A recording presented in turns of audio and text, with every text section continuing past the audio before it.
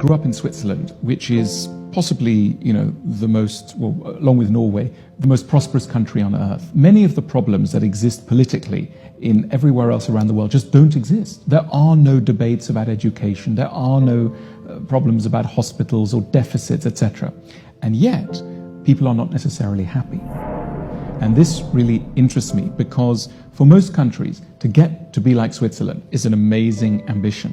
I think a prosperous country like Switzerland allows you all kinds of freedoms. Your life is free of a lot of encumbrances and difficulties that otherwise exist. I spent some time last year in Uganda, and what strikes you, if you spend time in somewhere like Uganda, is so many things that just don't exist as problems in the rich world are the work of days and weeks. Getting a stamp, getting a message, getting a permit, talking to somebody. These things are major hurdles. Getting some water. These things are all major hurdles. And we are simply, in the rich world, able to do so much more with our lives. And this is the kind of tragedy of poverty, really, is that it slows you down. It's like a giant brake that at every turn, stops the gap between what you want and what you can do.